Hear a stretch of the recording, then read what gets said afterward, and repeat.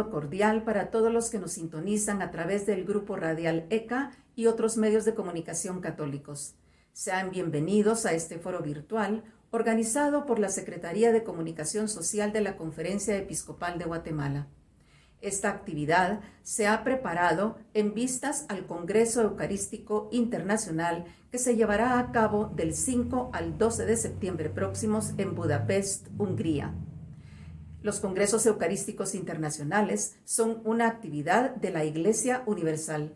Por lo tanto, es importante que, independientemente de dónde nos encontremos, nos preparemos para ser partícipes de este congreso, cuyo lema es «Todas mis fuentes están en ti», del Salmo 87, versículo 7. Para ello, contamos con la participación de connotados conferenciantes que tratarán diversos aspectos acerca de los congresos eucarísticos. Iniciamos con la participación del padre Rigoberto Pérez Garrido, quien es sacerdote diocesano y por más de 20 años ha tenido una rica experiencia misionera como párroco en comunidades mayoritariamente de quiché.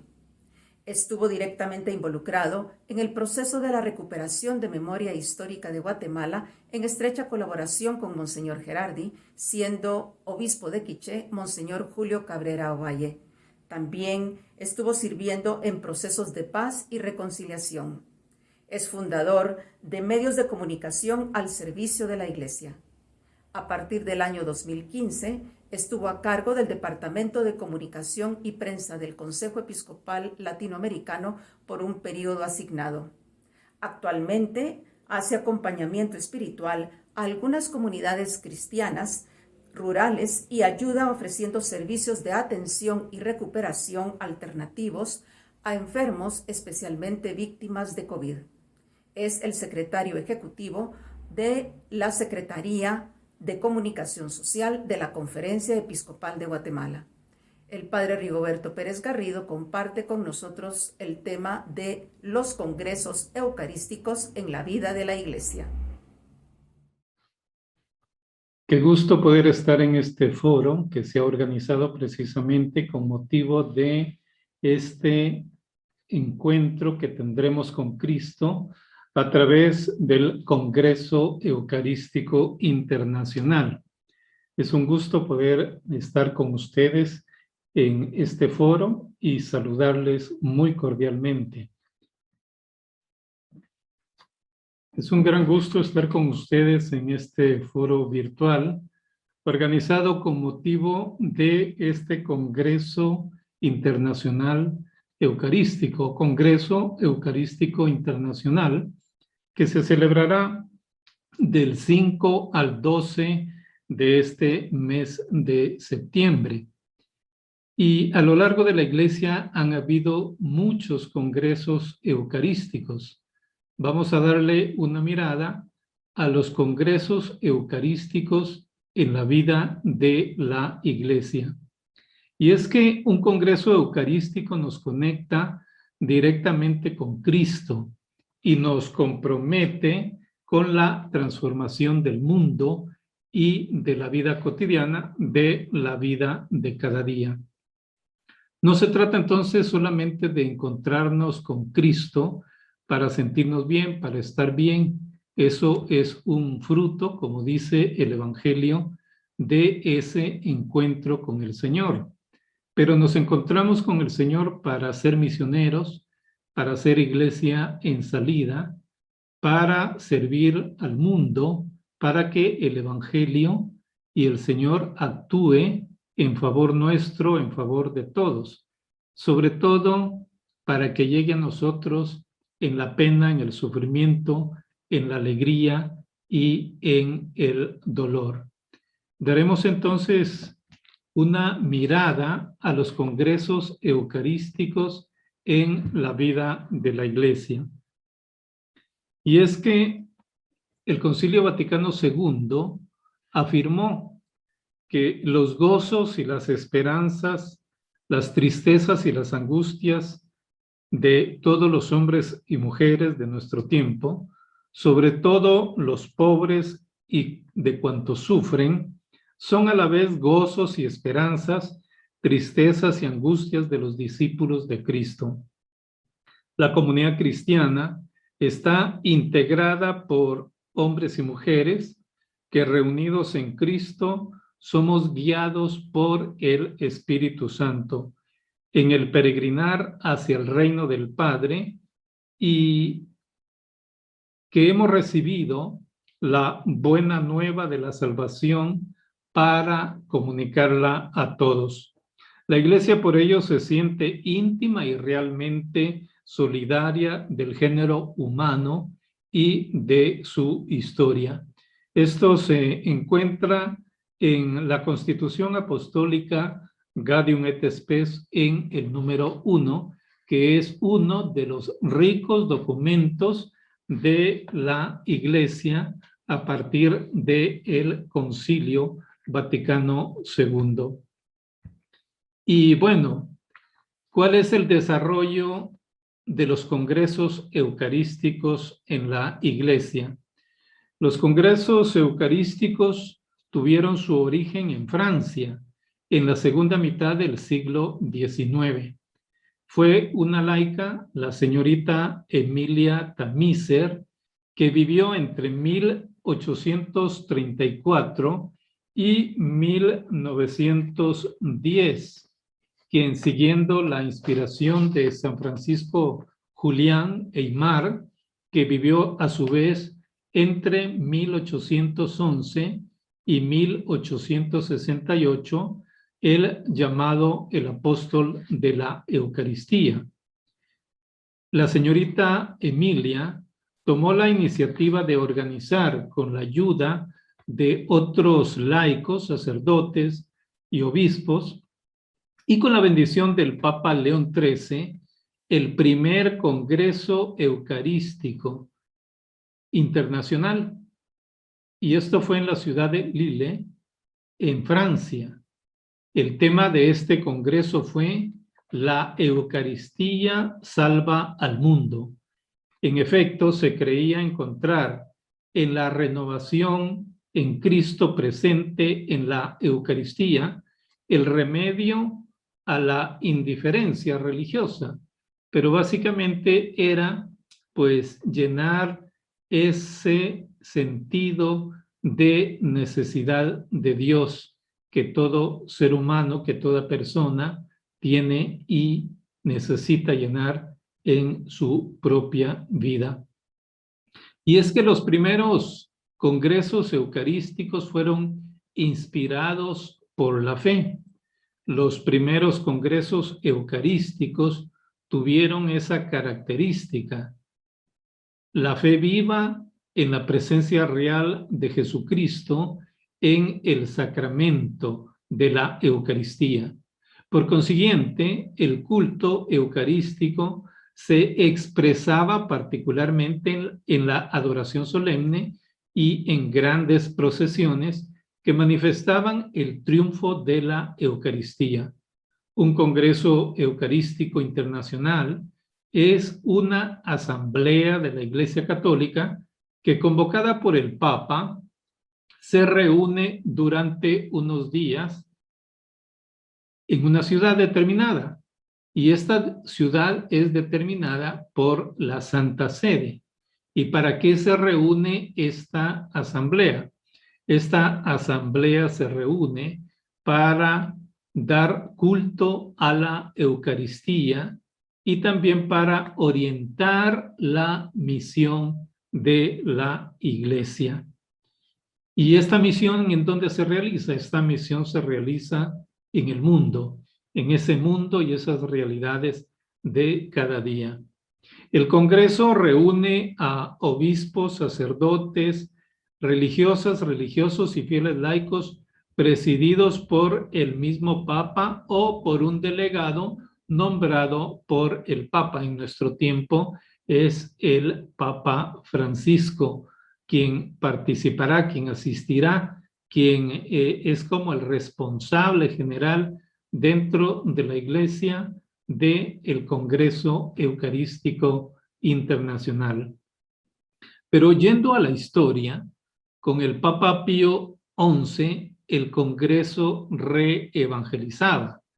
con el pontificado del Papa Pío XI, los congresos eucarísticos desplegaron su carácter internacional en el sentido de que comenzaron a celebrarse por turno en todos los continentes, adquiriendo una dimensión misionera y una dimensión de reevangelización.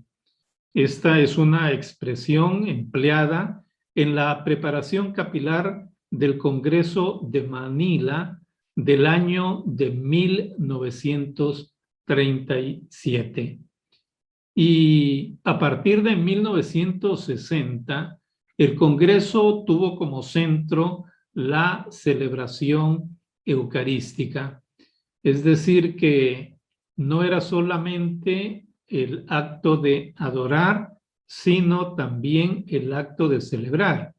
El acto de adorar, evidentemente, es fundamental, pero también el acto de celebrar, acto de adorar y acto de celebrar. Ahora bien, con el Concilio Vaticano II, el Congreso Internacional se abre a los problemas del mundo.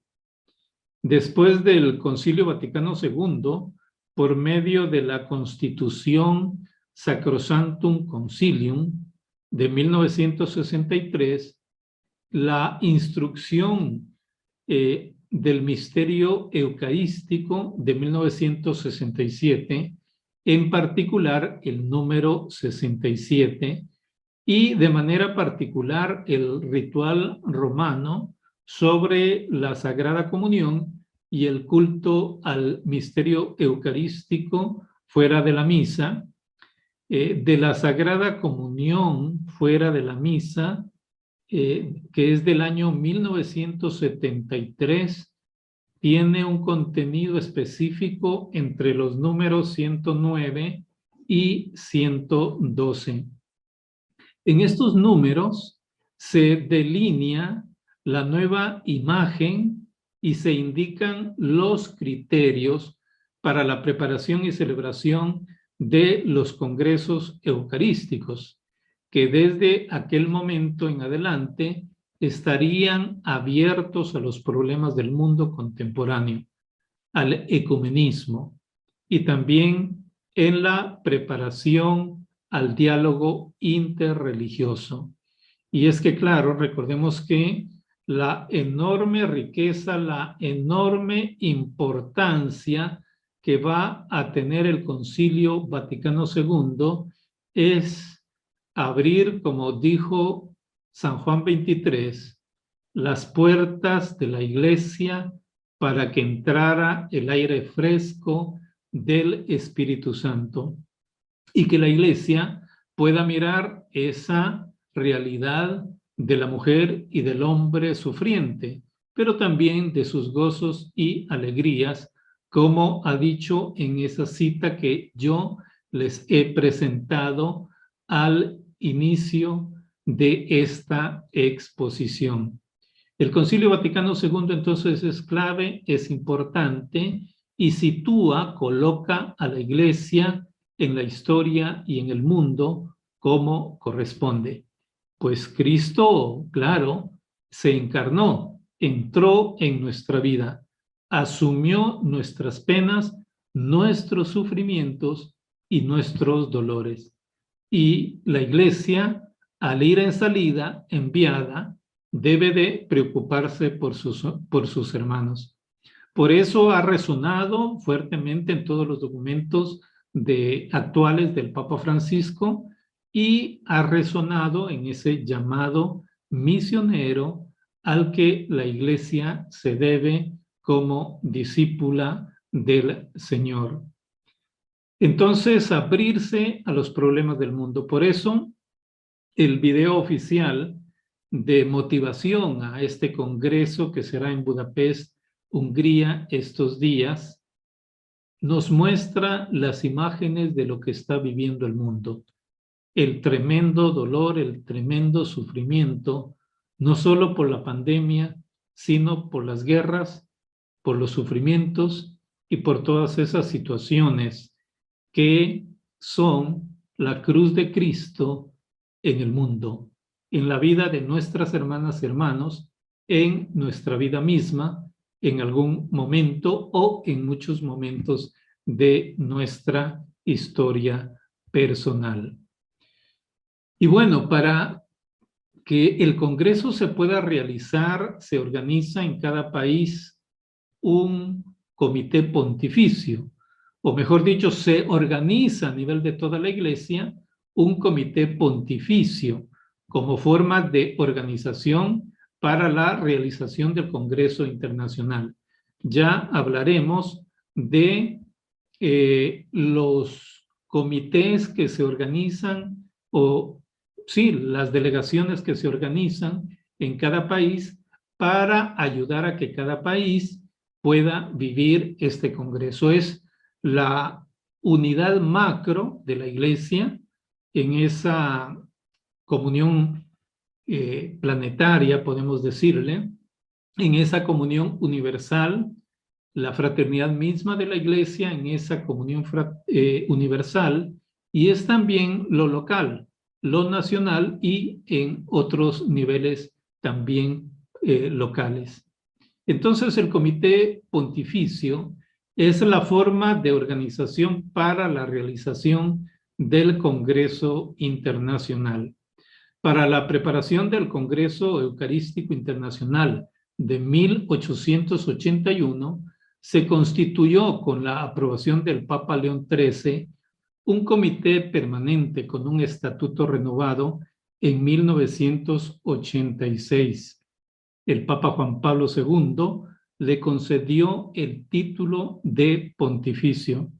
El estatuto del comité, fiel a la inspiración de origen, indica en los artículos 2 y 3 su finalidad. El comité pontificio se propone hacer conocer, amar y servir cada vez más a nuestro Señor Jesucristo en su misterio eucarístico, centro de la evangelización de la vida de la Iglesia y de la misión para la salvación del mundo. Así lo señala el artículo número 2.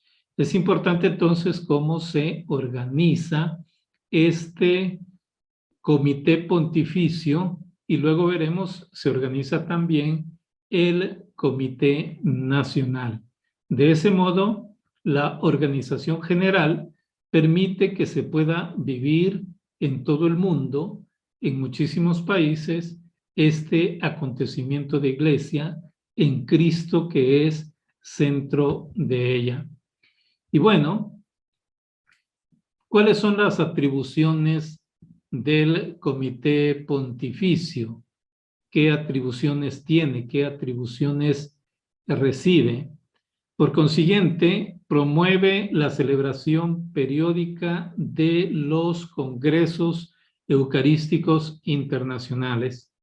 Pide a las conferencias episcopales y a los sínodos patriarcales que nombren a los delegados nacionales, los cuales se encargan de la preparación de los congresos y cuando es necesario constituyen con la aprobación y la colaboración de la autoridad eclesiástica local los comités eucarísticos nacionales.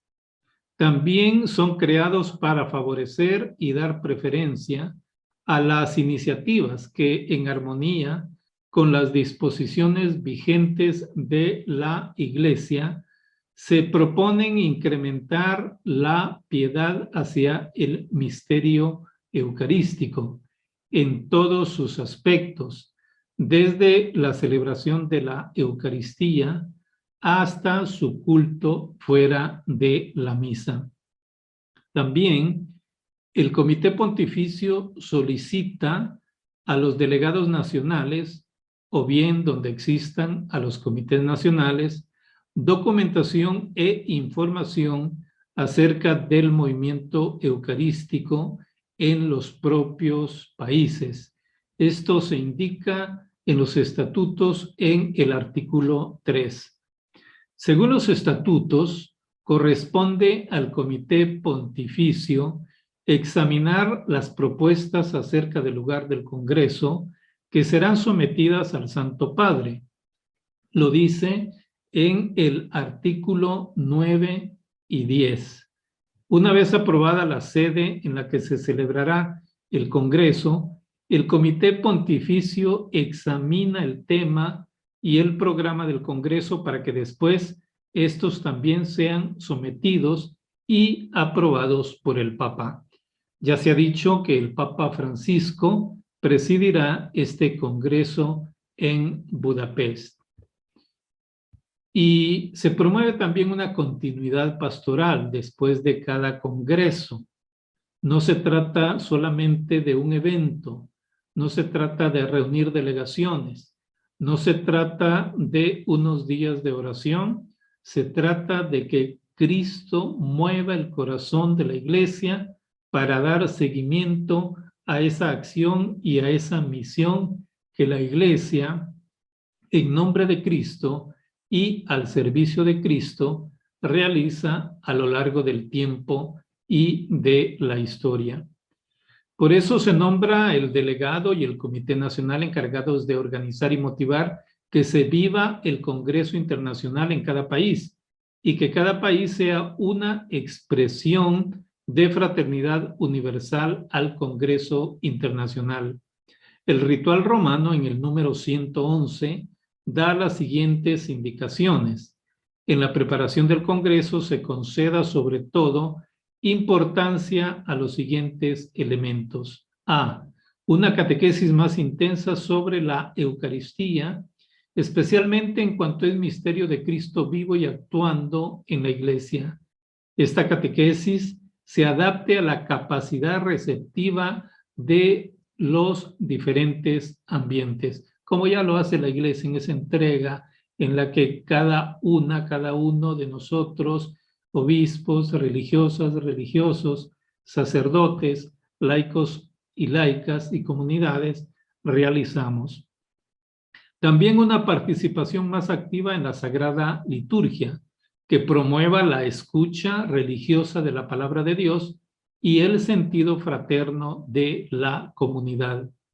Una búsqueda atenta de iniciativas y una realización diligente y cuidadosa de obras sociales que favorezcan la promoción humana y dentro de la promoción humana, la promoción de la justicia y también la debida comunidad de bienes aún temporales, siguiendo el ejemplo de la comunidad cristiana primitiva, de manera que la mesa eucarística represente, y esto es muy importante, el centro difusor del fermento del Evangelio con fuerza propulsora para la construcción de la sociedad humana en este mundo y juntamente sea prenda de la vida futura. Esto es clave, ¿no? Esto es clave porque se trata justamente de que la Iglesia viva el Evangelio en la vida cotidiana. Y posteriormente, este comité o esta delegación nacional mantenga viva la llama y concretice el compromiso cristiano. Se trata entonces de ser, como ya se ha dicho, otros Cristos, hombres y mujeres en el mundo. Y bien, los comités en cada país promueven la vivencia del Congreso en cada nación.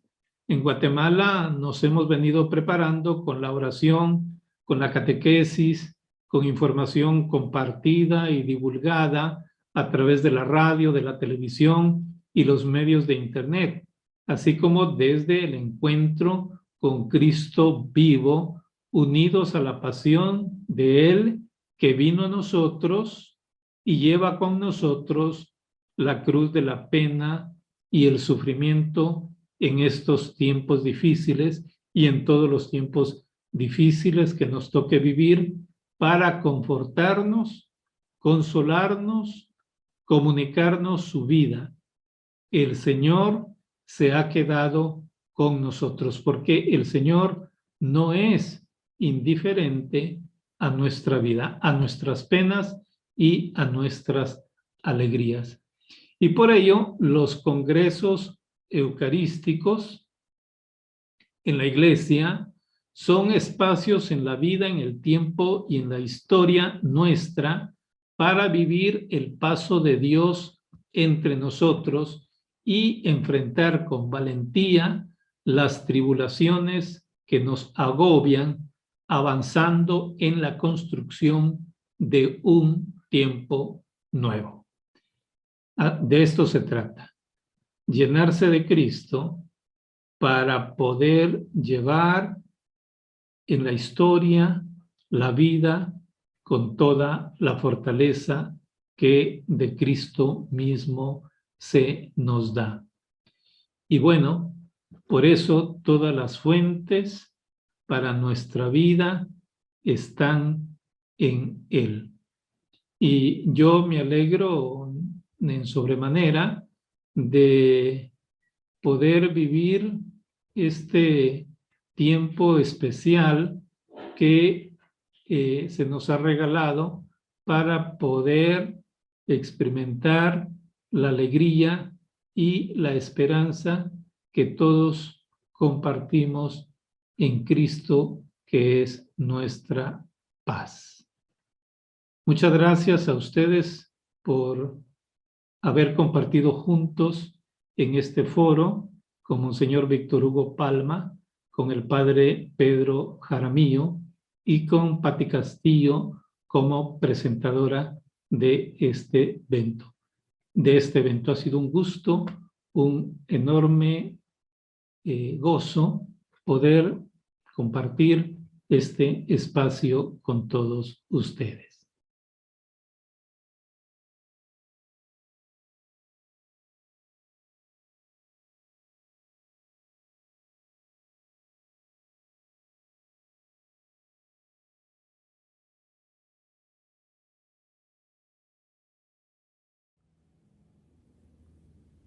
Agradecemos al Padre Rigoberto su intervención, que nos ha dado una visión general de la importancia que han tenido los congresos eucarísticos en la vida de la Iglesia.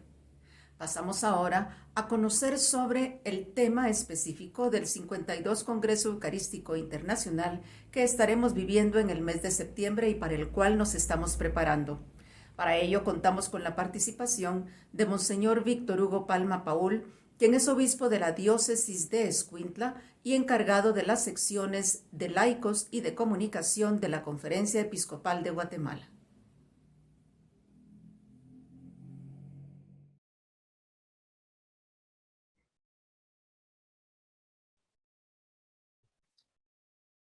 Quiero saludar con mucho aprecio a ustedes, queridos amigos, hermanos, que están siguiendo esta breve presentación, este foro virtual sobre el Congreso Eucarístico 2021 a celebrarse en Budapest con la presencia del Papa Francisco y que tiene como título Todas mis fuentes están en ti. De modo que en esta segunda intervención vamos a fijarnos sobre el tema central de este Congreso Eucarístico Internacional, que como ustedes pueden ver es la 52ª edición de este Congreso, con muchos aspectos muy ricos, pero vamos a centrarnos en el tema, sobre todo bíblico, de este Congreso. Pasemos a la siguiente. Ante todo, yo quisiera compartir con ustedes lo que es la raíz bíblica del Congreso Eucarístico Internacional 2021, y esa raíz bíblica pues se encuentra entre muchos aspectos con el Salmo 87, concretamente con el versículo 7, que es el que le da su título a todo el Congreso. Es un salmo que habla del monte Sión como nuevo lugar de origen y de nutrición de todos los pueblos. Es un salmo que habla de Sión, y sabemos que Sión pues no tiene una traducción muy grandiosa, quiere decir cerro quemado.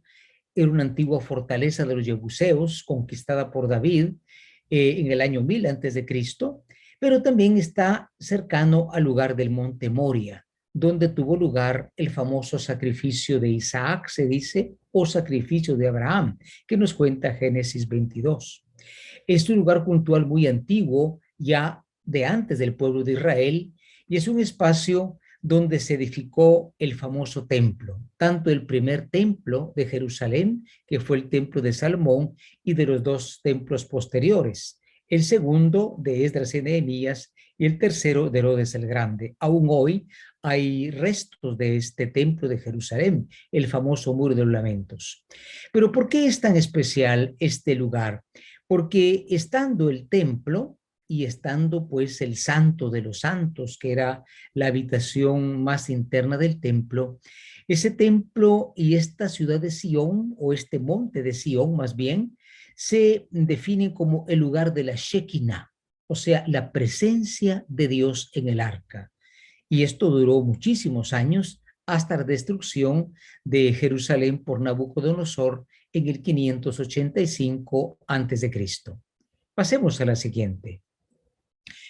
Es decir, en esta raíz bíblica nosotros encontramos que ya en el tiempo del posexilio, que es el momento en que probablemente surgió este Salmo 87, dicen algunos autores como Castellino y Rabasi, Jerusalén era considerada centro del mundo. ¿En qué sentido? Porque es el lugar donde Dios congrega a todos los pueblos para servirles un banquete, ya anunciado en este llamado proto-Isaías, ¿verdad? En el capítulo 25:6. El Salmo 87 es parte, pues, de los cánticos de Sión, que eran estos cánticos que se realizaban en las peregrinaciones, alabando el lugar del destino, el monte Sión y su grandeza. Pensemos cuando vamos a un santuario famoso como Esquipula, ¿verdad? Se van haciendo cánticos que hablan de ese lugar de destino. Es un lugar grandioso porque naturalmente ahí está el templo y la presencia de Dios en el templo, en la Shekinah. Pasemos a la siguiente. Bien, tenemos aquí el breve texto del Salmo 87. Realmente es breve, son 7 versículos. Dice, el Señor fundó a Sión sobre los montes santos. El Señor ama las puertas de Sión más que a todas las moradas de Jacob. ¿Qué cosas tan hermosas se pregonan de ti, ciudad de Dios? Entre los que me conocen citaré a Egipto y Babilonia, Filistea, Tiro y Etíope. Allí nacieron todos. Se dirá de Sión uno a uno, todos han nacido en ella, y el mismo Altísimo es el que la sostiene. El Señor escribirá en el registro de los pueblos, este ha nacido ahí, y los que bailan cantan a coro, todas mis fuentes están en ti. Este es el texto sobre el que vamos a fundamentar un poquito nuestro momento de reflexión en este momento, naturalmente, de compartir el centro temático del Congreso Eucarístico 2021. Pasemos a la siguiente. Este salmo, aunque está breve, pues tiene 3 estrofas. La primera es la formada por los versículos del 1 al 3, ¿verdad? Ustedes pueden verlo después. Se dice un canto urbano. ¿Por qué? Porque se habla de esta ciudad, en realidad es Jerusalén, ¿verdad? Pero se habla de este monte Sión y de la ciudad que ahí surge, ¿no? Y habla el salmista. El salmista cuenta y dice que es una ciudad elegida por Dios. Y el mismo Dios dice que la ha preferido a esta ciudad. Ahora bien, después de esta primera estrofa viene un canto, diríamos, obstétrico. La obstetricia nos habla del nacimiento, ¿no? Diríamos genealógico, pero aquí es como obstétrico porque es el nacimiento de todos en Sión. Recordemos que las ciudades, ya lo diremos más adelante, eran concebidas como madres que producían hijos. Entonces, aquí habla Dios, hablan las naciones mismas, vuelve a hablar Dios, y finalmente llegamos al tercer momento. Es como una estrofa que forma un solo versículo, es una aclamación final, obstétrica y al mismo tiempo nutricional. Habla Israel que celebra y danza, y por así decirlo, ya habla la nueva Jerusalén, la iglesia. Si ustedes ven, es un movimiento en creciendo, ¿no? Comienza hablando de Sión, que es un lugar privilegiado, y termina diciendo como una confesión general, todas mis fuentes están en ti. Pasemos a la siguiente. ¿Cuál es el mensaje de este salmo? Diríamos que hay un mensaje cristológico, hay un mensaje eclesiológico, hay un mensaje eucarístico y hay inclusive un mensaje mariológico. ¿Cuál es el mensaje cristológico? Bueno, ante todo, la existencia de Sion, que es el lugar de la presencia de la Shekinah, es un don de Dios al mundo. ¿Por qué? Porque ahí Dios se hace presente, Dios se hace accesible. Sion es un lugar amado por Dios. Él ha elegido a este monte, es un monte pequeño. Yo lo visité hace tantas décadas, ¿no? Y uno dice, pues no veo el monte por ningún lado, es como una colina muy reducida, pero bueno, y tiene su preferencia Dios por este lugar a otros lugares de morada divina. Pensemos que habían grandes santuarios como Siquén, como Gilgal, lugares donde han habido teofanías o manifestaciones, pero en Sion hay algo que los demás montes no tienen. Ahí está la morada, la presencia especial. En hebreo, morar se dice shakán, poner la tienda de la habitación. Así lo recordamos cuando dice Juan 1:14, el verbo se hizo carne y puso su tienda o su morada entre nosotros. Juan 1:14. Este lugar, pues, que quiso Dios hacerle a su amado rey David, él quiso poner para Dios un templo, la famosa escena de Samuel capítulo 7, donde David está durmiendo y dice, bueno, yo tengo un palacio, tengo una casa, pero Dios, tú tienes una casa y quiere hacer el templo, y Dios le manda al profeta Naratán y le dice que en el fondo es Dios el que va a hacer su casa. Su casa en Sion se refiere evidentemente al templo de Salomón, pero que Dios va a poner su habitación en su casa. Y aquí entramos a algo muy interesante. Casa se dice Bet, ¿verdad? Y casa no solamente es una casa de 4 paredes, decimos los de mi casa, y nos referimos a la familia, ¿no? O sea, Dios va a poner una presencia suya, se va a hacer presente en la carne de este elegido, de este David. David quiere decir amado. Y recordemos que el ángel le dice a María y a José, le pondrán por nombre Emmanuel, que quiere decir Dios está con nosotros. Pasemos a la siguiente. Siempre en esta eclesiología, o ya en la eclesiología, encontramos nosotros que ese plan de Dios sobre Sion, que es el lugar de la presencia, es un plan misterioso. El pueblo judío era muy centrado en sí mismo, en la elección que había hecho Dios de ellos a través de Abraham. Pero de pronto, como dice este Salmo 87, Sion estará abierta a todos los pueblos, que son pueblos que son incluso enemigos clásicos de Israel. Por eso dice, contaré a Egipto y a Babilonia, que son enemigos de Israel, ¿no? También habla de pueblos paganos, a Filistea y a Tiro.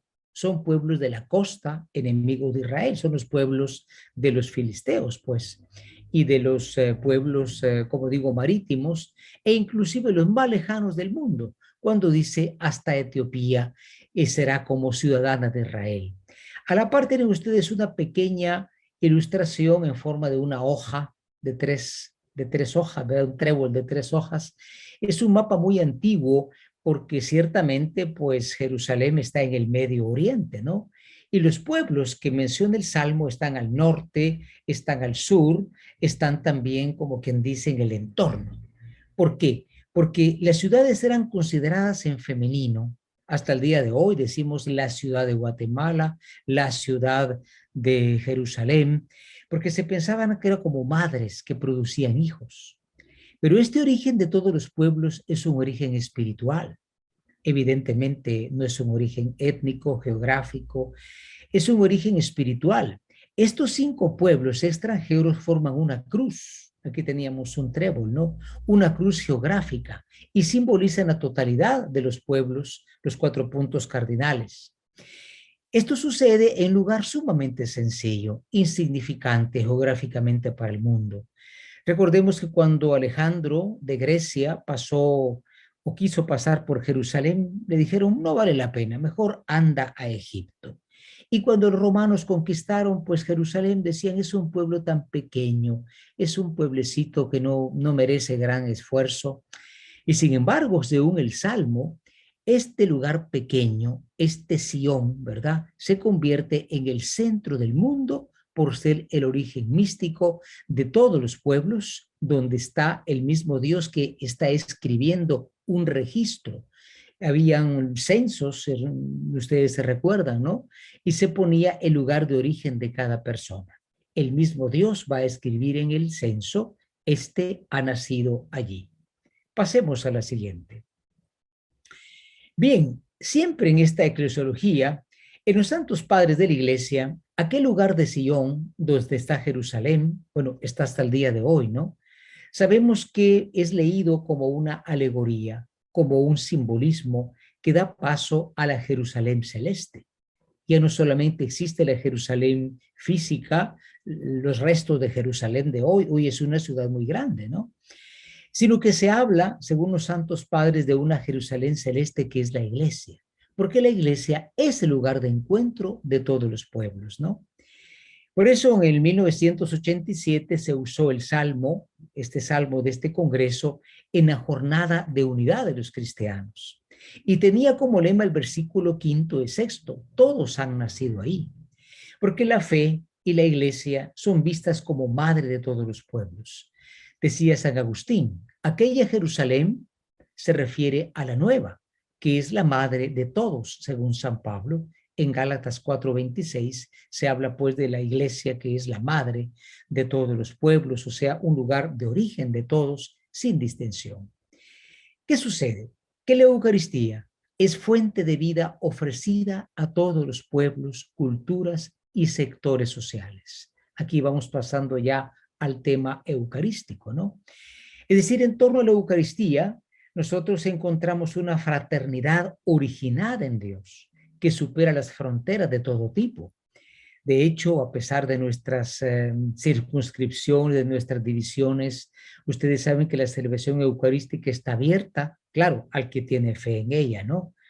Pero está abierta, por así decirlo, a toda persona sin distinción. Aquí comienza el significado eclesiológico. En la Iglesia Universal se reúnen todos los justos a partir de Adán, de Abel, y su reunión se consumará hasta el final de los tiempos, dice el concilio en la Lumen Gentium número 2. Pasemos a la siguiente. Pero realmente el punto de llegada del Salmo 87, recuerden que era un crescendo, ¿no? Desde el versículo 1, la primera estrofa, segunda estrofa, llegamos al último momento, esa gran aclamación del versículo 7, ¿no?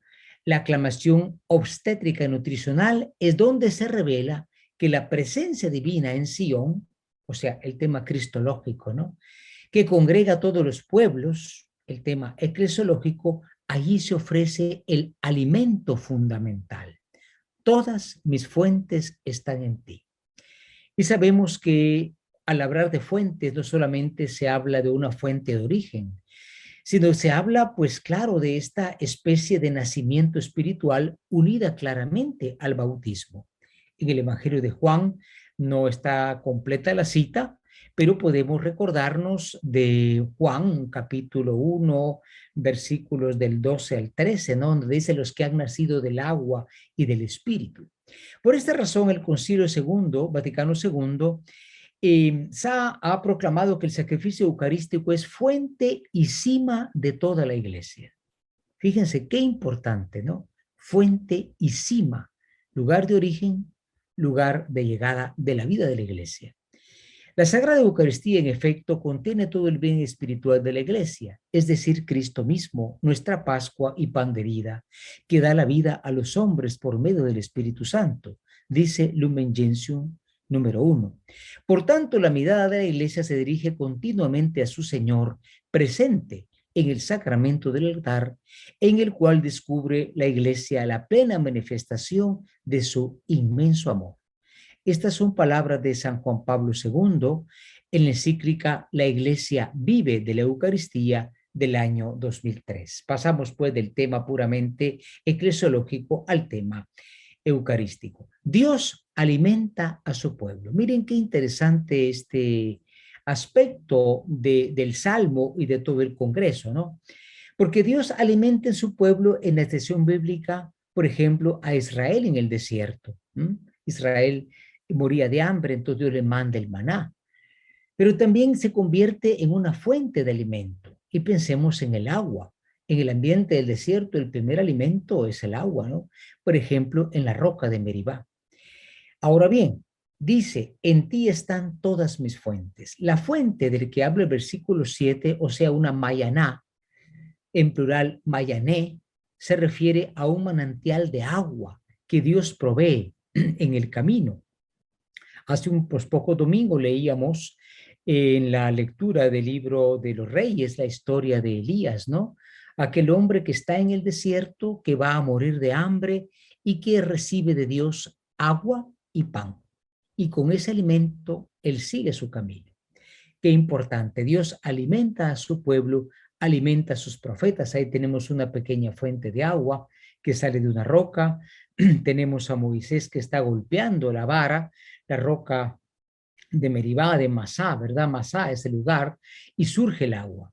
La fuente por excelencia es un manantial que corre. Recordemos que hay dos tipos de agua en el ambiente bíblico. El agua de una cisterna, el agua de un pozo es agua estancada, pero el agua mejor es el agua de un manantial, porque corre, porque siempre está viva, por eso se dice agua viva. Jesús dirá un día a la samaritana, como le dice, no, si conocieras el don de Dios, tú me pedirías a mí y yo te daría agua viva. Y naturalmente Jesús en 7:37 dice, vengan a mí, si alguien tiene sed, que venga a mí, y el que cree en mí, que beba, como dice la Escritura, del interior de él o de aquel correrán ríos de agua viva. Pasamos a la siguiente. En otras palabras, la fuente que da vida, el sacramento que santifica, significada en el torrente que sale del costado del templo y que llega hasta el mar de las aguas muertas y la llena de vida. Hay un texto precioso que es el capítulo 47 del libro de Ezequiel, ¿no? Aquella famosa visión que tiene Ezequiel que dice, vi que salía del lado del templo un río que iba creciendo y creciendo y a donde llegaba iba dando vida. Nosotros sabemos que eso está muy ligado también al simbolismo que tiene la ropa golpeada de Meribá. ¿Por qué Moisés golpeó la roca? Decía Orígenes, ¿verdad? ¿Por qué no dijo salga agua así cuando la golpeó? Porque eso estaba preparando el golpe de la lanza del costado de Cristo por el soldado, ¿no?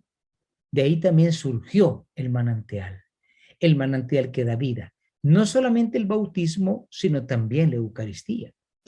En otras palabras, lo que el Salmo quiere decirnos es que se refiere a una fuente de vida que unifica a los miembros de la Jerusalén celeste, ¿no? Todos los pueblos nacerán ahí, de todos se dirá, este ha nacido ahí. Recordemos que uno de los frutos fundamentales de la Eucaristía es la nutrición espiritual, pero también es el vínculo de la caridad. El cáliz de bendición que bendecimos, ¿no es acaso la comunión con la sangre del Señor?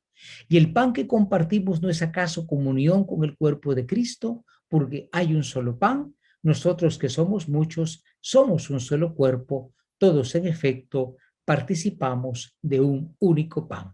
Es lo que nos enseña Pablo en el capítulo 10 de la primera carta a los Corintios. Pasamos a la siguiente. Ahora bien, todo esto se refiere a un alimento que no viene de Dios, sino que es el mismo Dios. Aquí está el aspecto novedoso, hermanos, de lo que es la vida en el Nuevo Testamento.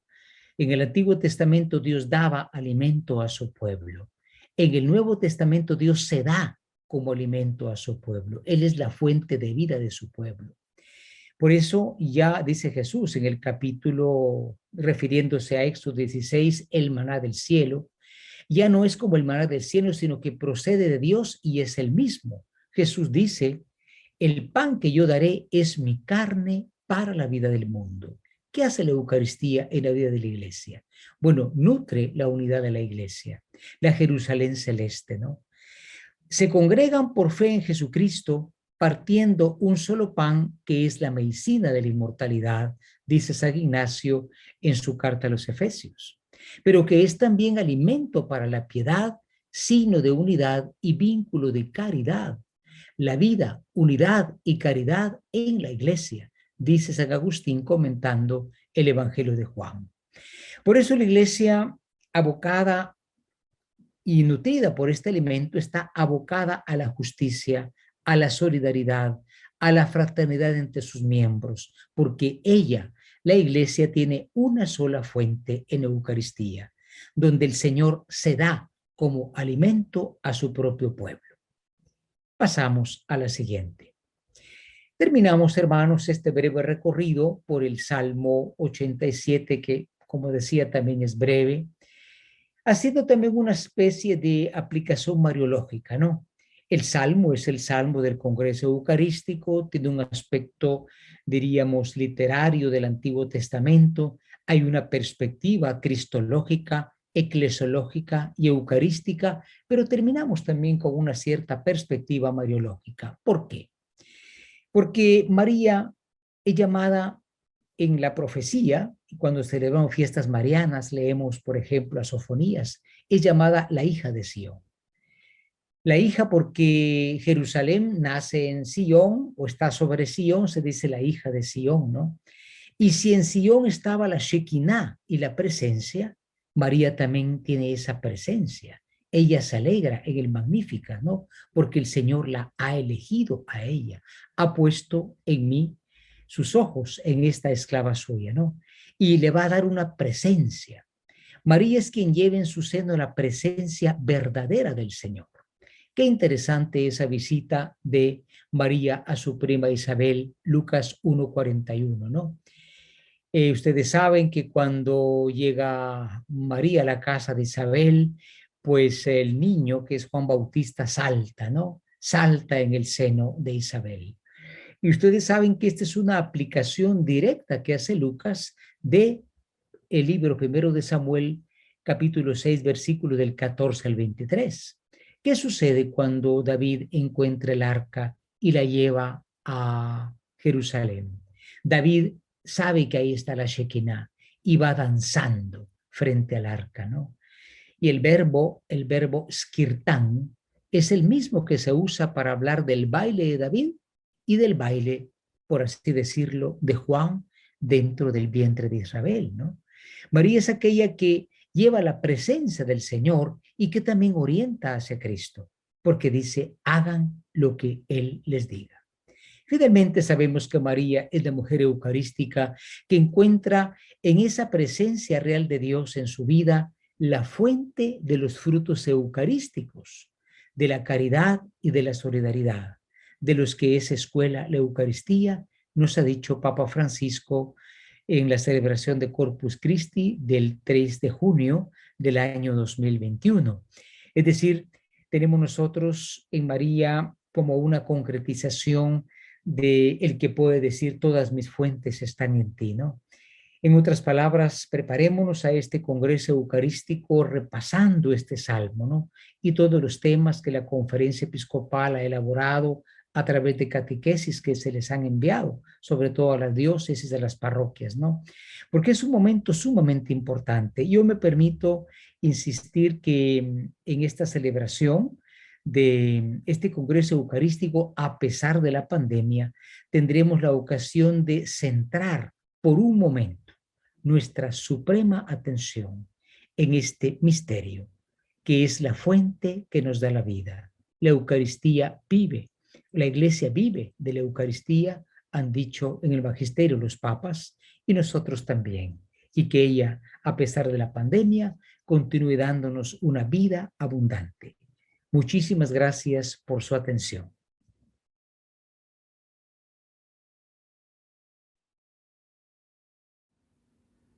Muchas gracias, Monseñor Víctor Hugo, por esta reflexión tan importante que nos ha hecho usted acerca del tema del Congreso Eucarístico.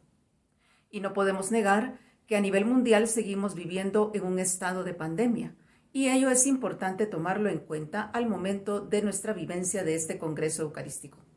Para ello contamos con la participación del Padre Pedro Jaramillo, que nos iluminará acerca de este tema.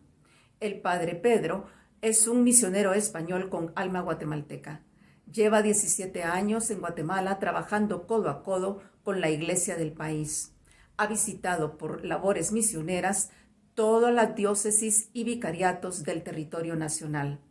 Reside en las periferias de la ciudad de Guatemala desde el inicio de su ministerio guatemalteco. En la zona 7, en las colonias El Amparo y Granizos, en la planicie y en los asentamientos desde la parroquia de San Juan de la Cruz. El Padre Pedro nos comparte el Congreso Eucarístico 2021 en tiempos de pandemia. Buenos días. El lema del Congreso Eucarístico Internacional de Budapest es un lema muy hermoso, tomado del Salmo 87:7, el versículo final, donde el salmista, cantando la gloria de Jerusalén, la gloria de la ciudad de Sion, dice: todas mis fuentes están en ti. Y el subtítulo lo enuncia así: la Eucaristía, fuente de la vida y de la misión de la Iglesia. Y en el capítulo 8 trata justamente de una de esas fuentes de la vida cristiana que están en la Eucaristía, y es la misión y el servicio. La Eucaristía, fuente de la misión y del servicio. Y enuncia así el tema que me va a servir de introducción a esta conversación con ustedes. La Eucaristía hace resonar permanentemente en la comunidad la invitación a cumplir cuanto Jesús vivió en primera persona, es decir, el don total de sí mismo para la salvación de todos. Yo me quiero quedar ahí porque la reflexión que voy a compartir va justamente en la línea de ver la Eucaristía de una manera dinámica, no de una manera estática, la presencia de Jesús en la Eucaristía. Y para ello es muy interesante todo el capítulo 6 de San Juan, que hemos terminado en la liturgia de los domingos justamente el día pasado, y que es el gran discurso eucarístico del cuarto evangelio. San Juan, bien saben ustedes, en la narración de la última cena no trae la institución de la Eucaristía, pero trae este capítulo 6 centrado en el pan, que es muy importante. En primer lugar, el pan multiplicado, el pan material. En segundo lugar, Jesús, pan comido por la fe. Y en tercer lugar, Jesús, pan en la Eucaristía, comido en su carne y en su sangre.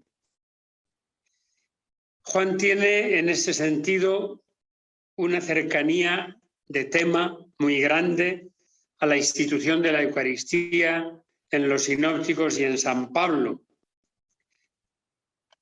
Dice en el capítulo 6, Juan: el pan que yo daré es mi carne para que el mundo tenga vida, para la vida del mundo.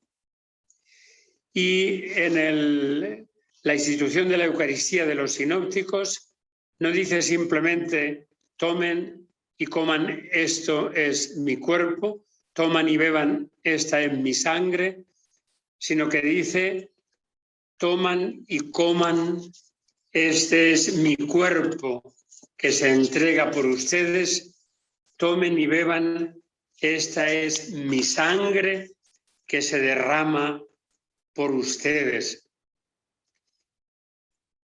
En ese sentido y en esta cercanía de temas, yo me quiero fijar justamente en este carácter dinámico de la presencia de Jesús en la Eucaristía.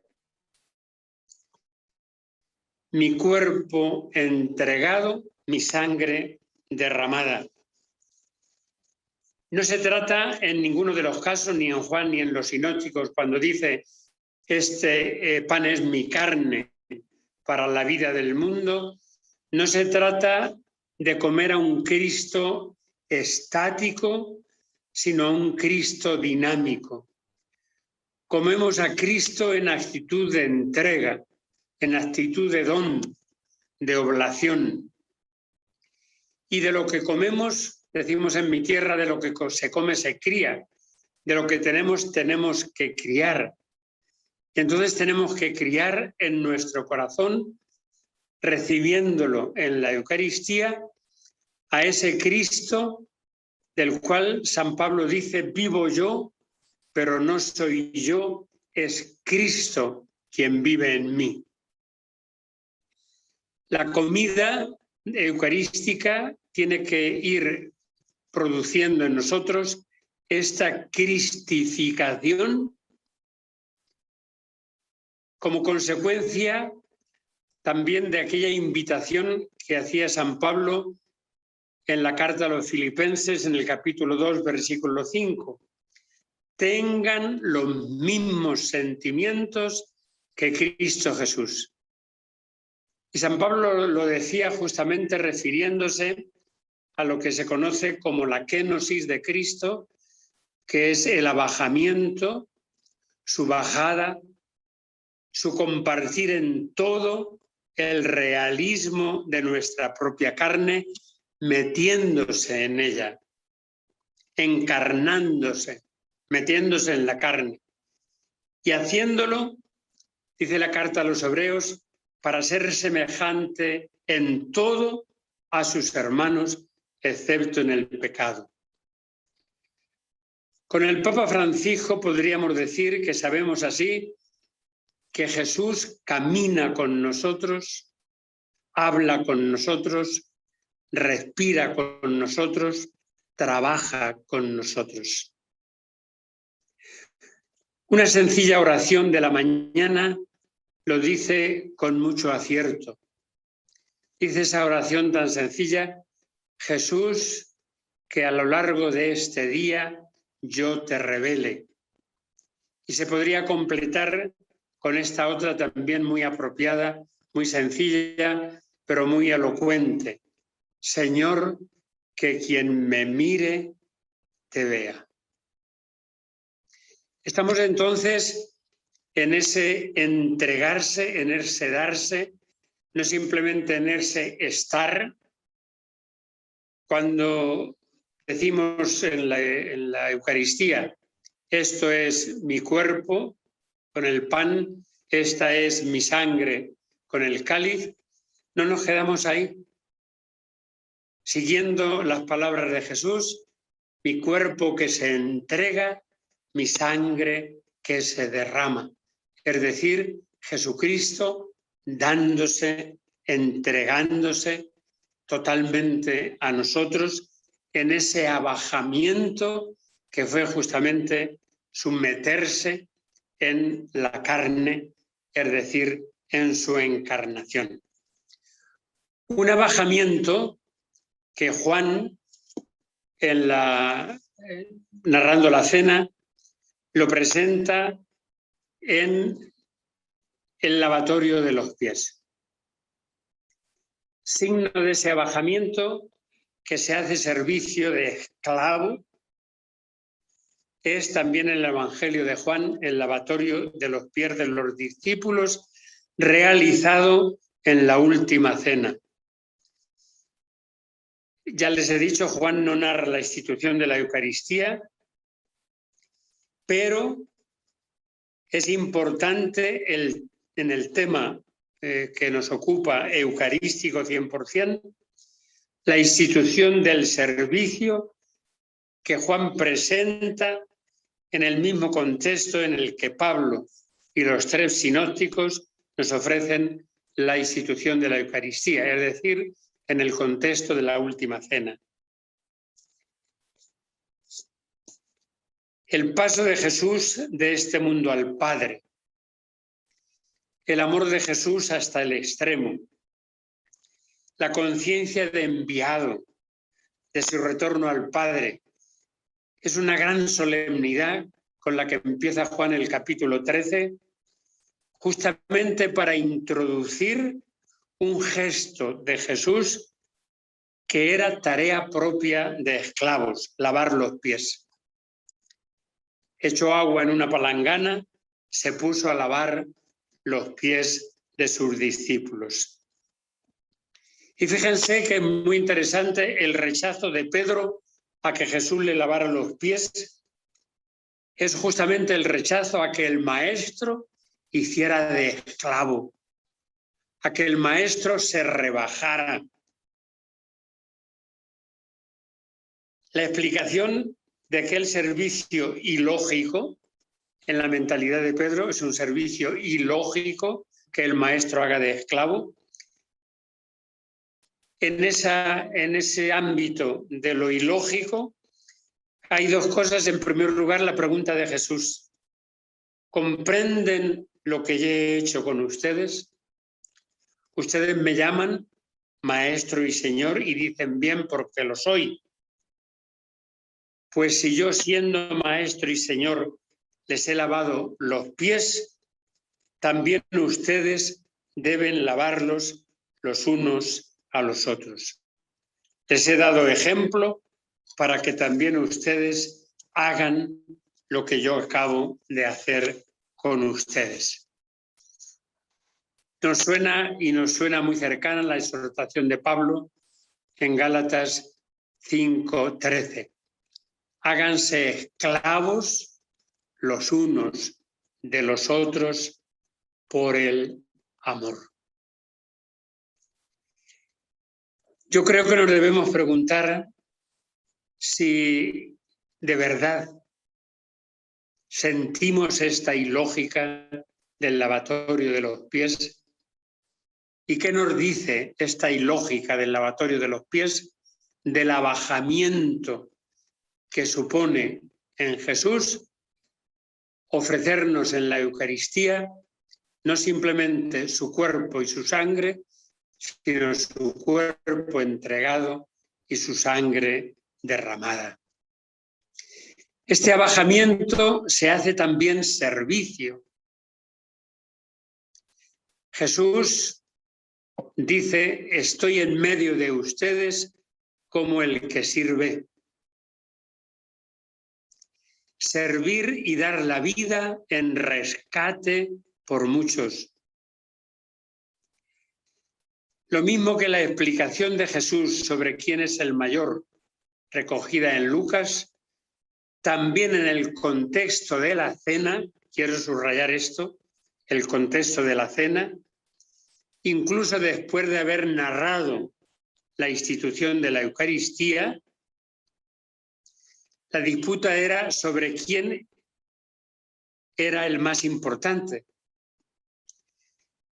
Y Jesús responde haciéndoles ver lo que sucede. ¿Qué sucede? Los reyes de los paganos los tienen sometidos y los que imponen su autoridad se hacen llamar benefactores, para decirles de inmediato lo que no debe suceder. Ustedes, al contrario, ven si se dan cuenta de nuevo la ilógica. Ustedes, al contrario, el más importante entre ustedes que se comporte como si fuera el último, y el que manda que se comporte como el que sirve. Jesús da por dicha la respuesta sobre quién es el mayor, el que está a la mesa. Pero él se identifica a sí mismo, de nuevo, desde la ilógica, no como quien está en la mesa, sino como quien sirve. Yo estoy en medio de ustedes como quien sirve. Mateo, que coloca este mismo pasaje del servicio, recuerdan también ustedes, en el afán de poder que la madre de los hijos del Zebedeo quiere para sus dos hijos, da indicaciones muy valiosas sobre este tema de servicio porque lo une con la entrega final que hace Jesús de su propia vida. Él es consciente de no haber venido a ser servido, sino a servir, y atentos, y a dar su vida en rescate por muchos. De tal modo que este dar la vida en rescate por muchos, entregar la vida, mi pan que se entrega por ustedes, mi sangre que es derramada por ustedes, es el mayor servicio en rescate por muchos. El ejemplo está dado para volver a insistir en la ilógica de la propuesta de Jesús. La lógica mundana estaba servida. Los jefes de las naciones las dominan como jefes absolutos y los grandes las oprimen con su poder. Frente a ella, la ilógica de Jesús. Pero no será así entre ustedes. El que quiera llegar a ser grande, que sea su servidor. Y el que quiera ser el primero, que sea esclavo de todos. ¿Quién es el modelo? Jesús, dando su vida en rescate por muchos. Mi cuerpo entregado por ustedes, mi sangre derramada por ustedes. Y es que en la última cena, en el contexto de la Pascua, Jesús se está refiriendo a este dar la vida en rescate por muchos, a la entrega que iba a consumar en la cruz. Pero la entrega total, cuyo adelanto, pudiéramos decir de alguna manera, sacramental fue la cena, llevaba a término toda la vida de Jesús desde el momento de la encarnación que la carta a los hebreos describe de esta manera.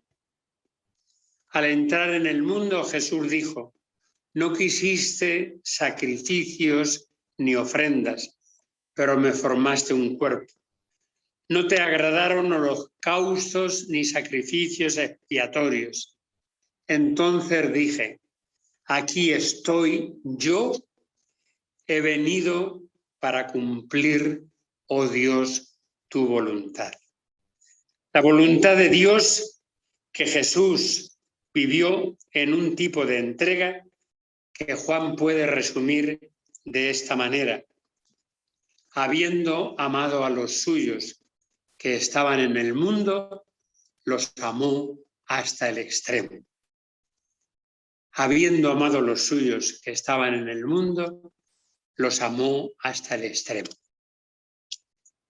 Fíjense qué hermosura.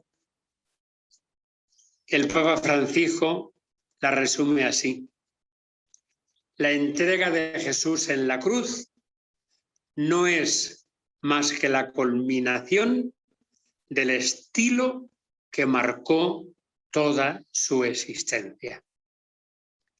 Servir hasta dar la vida.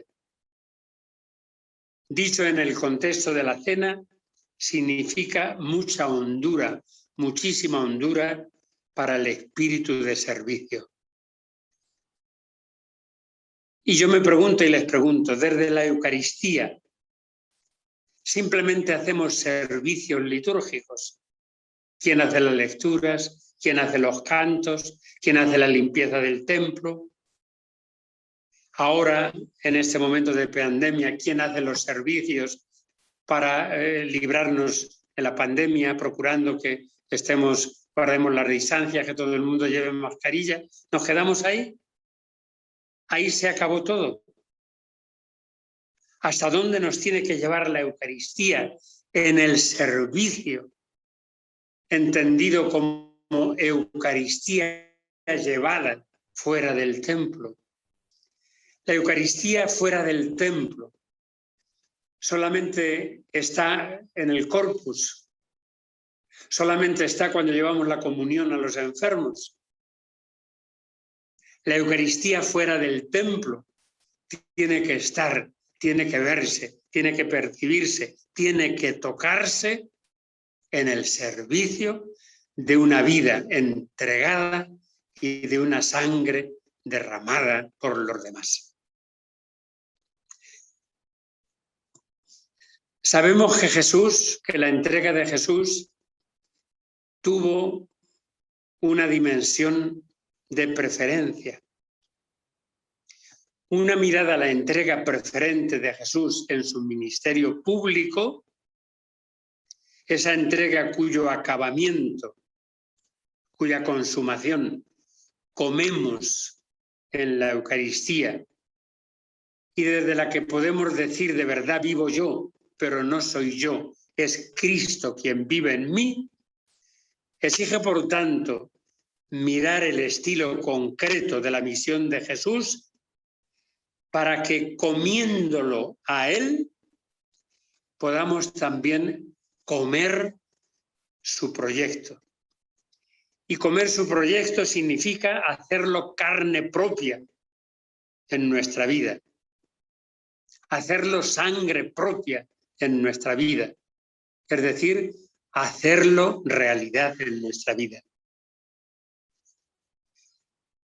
En este sentido, vuelvo a repetirles, y no me canso de hacerlo, en la comunión eucarística recibimos y en la adoración eucarística adoramos no simplemente a Jesús, sino a Jesús entregándose. Comemos, recibimos no a un Jesús estático, aquí estoy, sino a un Jesús en la dinámica de su entrega, que en sus rasgos de más fuerza describe San Pablo de esta manera en el himno de la carta a los Filipenses: abajamiento, encarnación. Cristo, Jesús, a pesar de su condición divina, no hizo alarde de Dios. Al contrario, se despojó de su rango y tomó condición de esclavo, pasando por uno de tantos.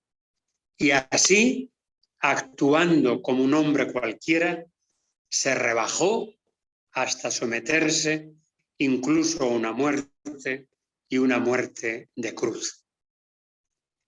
Bien puede decir el autor de la carta a los Hebreos: el sumo sacerdote que tenemos no es insensible a nuestra debilidad, ya que, como nosotros, ha sido probado en todo, excepto en el pecado.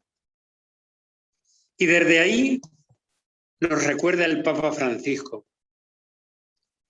el modelo de vida de Jesús, ese Jesús entregado, ese Jesús ofrecido en rescate por muchos, cuya entrega culmina en la cruz y cuya presencia celebramos en la Eucaristía,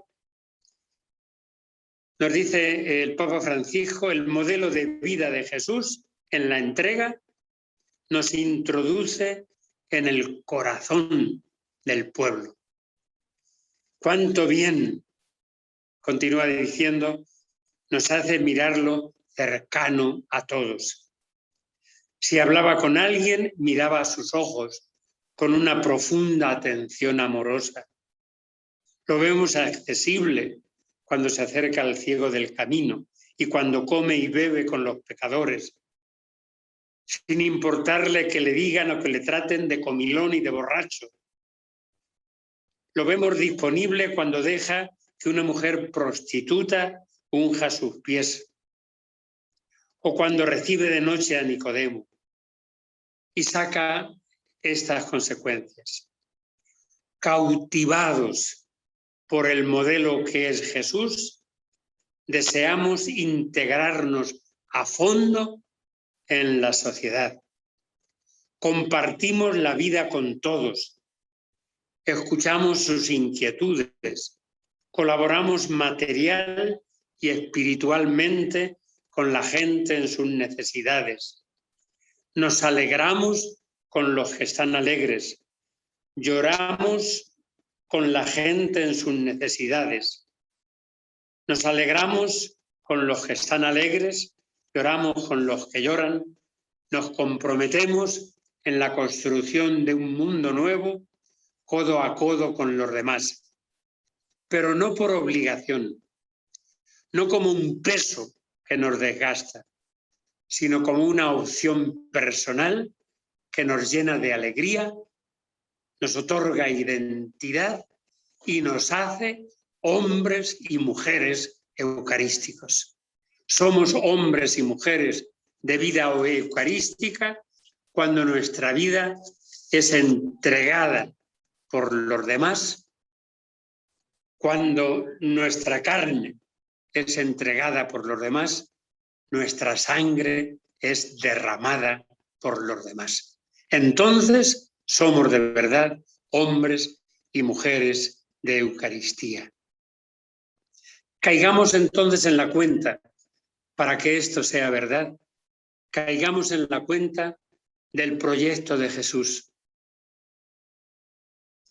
del modelo antes, del modelo de la entrega de Jesús que nos introduce en el corazón del pueblo. Podemos preguntarnos, la Eucaristía, esa Eucaristía que me hace sentirme uno con Cristo, pero no con el Cristo así. Yo creo que nos entendemos cuando digo el Cristo estático, sino el Cristo dinámico, entregándose por nosotros. Esa Eucaristía, ese modelo de entrega de Jesús, nos introduce en el corazón del mundo. Yo me pregunto, hombres y mujeres de Eucaristía, ¿es ese nuestro caso? La Eucaristía nos introduce de verdad en el mundo. Compartimos presencias en el mundo. Nos decimos, ¿cuáles son nuestras presencias? Y nos dolemos de nuestras ausencias. ¿Cuáles son nuestras ausencias? Nos da lo mismo que la gente sufra. Nos da lo mismo en este tiempo tan duro que estamos viviendo de pandemia, donde sabemos los estragos que está haciendo la pobreza. Nos da lo mismo. No nos dice la Eucaristía nada de esas pobrezas que deberíamos ayudar a subsanar. Cautivados por el modelo de Jesús, nos dice el Papa, deseamos entregarnos a fondo a la sociedad donde vivimos. Y yo me pregunto y les pregunto, hombres y mujeres de Eucaristía, ¿qué tanto la Eucaristía nos abre a la sociedad que formamos parte? Mi cuerpo entregado, mi sangre derramada. El compartir el pan eucarístico. Formamos un solo cuerpo, todos los que participamos de un mismo pan, dirá Pablo refiriéndose al pan de la Eucaristía en 1 Corintios 10 y 17. Formamos un solo cuerpo, todos los que participamos de un mismo pan. Y ahí también la pregunta, ¿qué tanto nos anima la Eucaristía a compartir y mejorar la sociedad cercana en la que vivimos? La opción de Jesús, por su proyecto de vida que en cada Eucaristía renovamos, acuérdense, Estamos en la era de la nueva y eterna alianza, en el pacto que nos asume y que entramos por pura gracia del Espíritu. Y en la Eucaristía pronunciamos en el momento de la consagración el cáliz de la nueva y eterna alianza.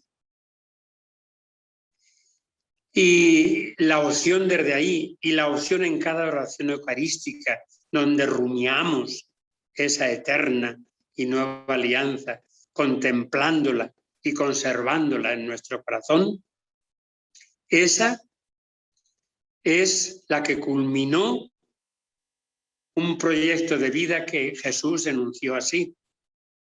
El Espíritu del Señor está sobre mí porque Él me ha ungido para que dé la buena noticia a los pobres.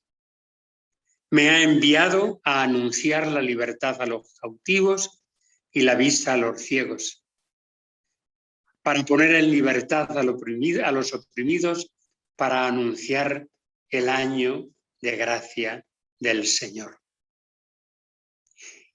Fíjense que este proyecto de vida de Jesús desconcertó al mismo Juan el Bautista, al mismo precursor. Él le manda decir, ¿eres tú el que ha de venir o tenemos que esperar a otro? A la pregunta sigue una especie de sumario o resumen del ministerio público de Jesús. En ese momento Jesús sanó a muchos de sus enfermedades y achaques, de los malos espíritus, devolvió la vista a los ciegos, es decir, el cumplimiento de la misión de Jesús, anunciar la buena noticia a los pobres. Y entonces, cuando hizo aquella especie de resumen de todo lo que era su vida, vayan a contar a Juan lo que están viendo y oyendo.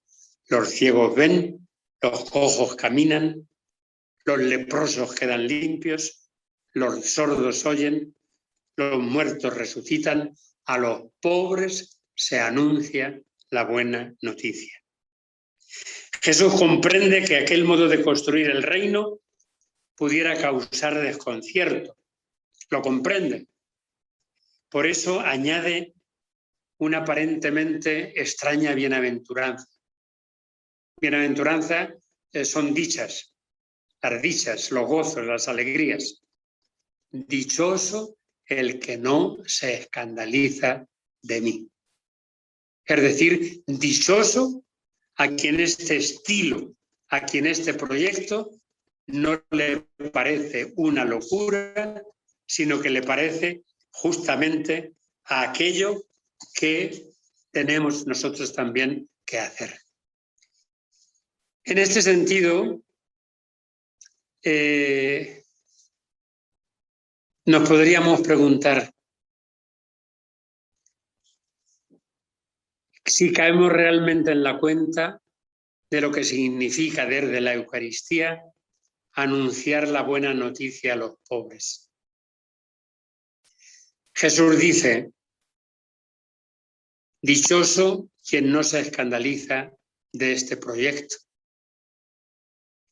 Escandalizarse o no del proyecto de Jesús no es algo teórico. Si nosotros nos preguntáramos unos a otros, ¿a usted le escandaliza el proyecto de Jesús? Diríamos, ¿cómo me va a escandalizar? A mí no me escandaliza para nada el proyecto de Jesús. No se trata de una respuesta teórica ni de una pregunta teórica. Es algo muy práctico. Si yo vivo el proyecto de Jesús, es que no me escandaliza. Si yo no vivo el proyecto de Jesús, es que me escandaliza. ¿Y dónde pone Jesús la piedra de toque para saber si vivo y no me escandalizo? Si no vivo y me escandalizo, en la relación con los pobres.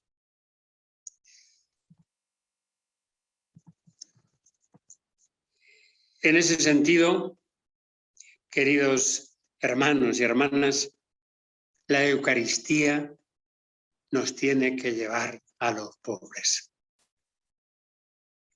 Y nos tiene que llevar porque no nos escandalizamos de lo que celebramos.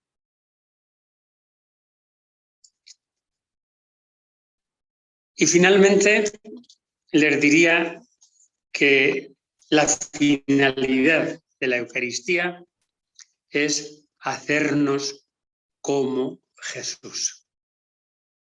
Esa es la finalidad de la Eucaristía, de comer el pan, de beber la sangre. El ser como Jesús tiene en la Eucaristía una fuerte e inagotable proyección de vida. San Juan diría, Él en mí y yo en Él. Esto nos debe llevar a vivir enormemente, de una manera real, de una manera plena, de una manera siempre por gracia, pero una gracia que sepamos dónde nos lleva a ser como Jesús. Al hacernos la Eucaristía como Jesús, nos reclama una presencia en el mundo como la de Jesús. Y la presencia en el mundo como la de Jesús fue la presencia de la entrega hasta la muerte y una muerte de cruz. Nos reclama, por tanto, una presencia en el mundo que sea alternativa. Estar en el mundo sin ser del mundo. Esto no significa evasión. Estar en el mundo sin estar, no. No significa evasión. Significa más bien no doblegarse a una mundanidad individualista y egoísta, posesiva y excluyente. Para poder aportar por nuestra parte, desde la Eucaristía que recibimos, desde la Eucaristía que adoramos, poder aportar actitudes, comportamientos, compromisos concretos que constituyan un mundo más justo y más fraterno. Para construir ese nosotros de Fratelli Tutti. El Papa Francisco es consciente, en Fratelli Tutti en concreto, de que a lo largo de la encíclica nos propone entrar en otra lógica. Y sin un esfuerzo por entrar en esa otra lógica alternativa, confiesa que sus palabras sonarán a fantasía, en el numeral 127. Es un numeral muy bueno porque yo creo que es una clave de interpretación de toda la encíclica Fratelli Tutti. Hacer el nosotros. La Eucaristía nos debería llevar a hacer el nosotros. Porque somos uno solo, todos los que participamos de un único pan. Entonces, ¿por qué nos cuesta tanto? ¿Por qué nos cuesta tanto? Porque el cambio de lógica nos cuesta. Y no hacerlo es causa de que no seamos del todo acogedores de ese nosotros, que la Eucaristía tiene la fuerza impresionante de hacerlo y que el Papa en la encíclica nos presenta de una manera tan fuerte. Para ser como Jesús necesitamos entrar en la lógica de Jesús. Y para entrar en la lógica de Jesús necesitamos entrar en la lógica de su entrega. Y para entrar en la lógica de su entrega tenemos que entrar en la lógica de la Eucaristía. Esto es mi cuerpo que se entrega por ustedes. Esta es mi sangre que se derrama por ustedes. Pues queridos hermanos, hermanas, el tiempo se me acabó, pero no las ganas de seguir hablando porque es un tema tan hermoso y tan estimulante siempre, pero sobre todo en estos momentos duros de la pandemia, donde tenemos que dar razón de nuestra esperanza. Y dar razón de nuestra esperanza significa, en contexto eucarístico, dar razón de la fuerza transformadora de la Eucaristía en la entrega que nos hace como Jesús en comunidad, en iglesia, todos uno, para el mundo. Como Jesús en iglesia para el mundo, desde la Eucaristía. Queridos hermanos, que nos sirva esto para vivir con toda la Iglesia Universal el Congreso Eucarístico Internacional en Budapest. Todas mis fuentes están en ti. La fuente de mi entrega, la fuente de la entrega de mi comunidad, de mi iglesia, de todos, están en la Eucaristía como cuerpo entregado y sangre derramada. Que vivamos con toda la Iglesia este espíritu que nos lleve a sacar del Congreso Eucarístico Internacional de Budapest, que es el 52 que se celebra, que nos lleve a sacar justamente esta fuente que está en la Eucaristía y que es el amor hecho entrega, donación, el que nos hace a todos y a cada uno para los demás. Que así sea.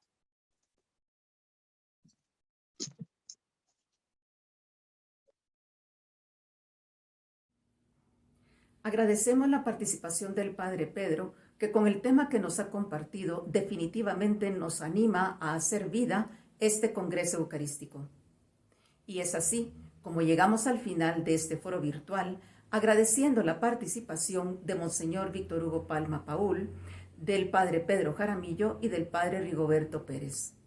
Les invitamos a visitar el muro de Facebook de la Secretaría de Comunicación de la Conferencia Episcopal y también el de la Conferencia Episcopal de Guatemala, en donde estaremos difundiendo otras actividades que se llevarán a cabo relacionadas con el Congreso Eucarístico.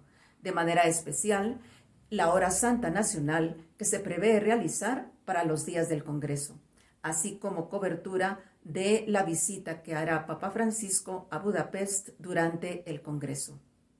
Les invitamos también a volver a ver este foro en el canal de YouTube de la Secretaría de Comunicación de la Conferencia Episcopal, en donde también están disponibles los videos de catequesis preparatorias que desde Guatemala se han elaborado para la vivencia de este Congreso Eucarístico. Y también pueden visitar la sección del Congreso Eucarístico Internacional en la página web de la Conferencia Episcopal de Guatemala, iglesiacatólica.org.gt. Saludamos a toda la audiencia del Grupo Radial ECA y de los distintos medios de comunicación católicos que se han conectado en esta oportunidad para la difusión de este evento. Hasta una próxima oportunidad, les saluda Patricia Castillo Ávila desde la Secretaría de Comunicación de la Conferencia Episcopal de Guatemala.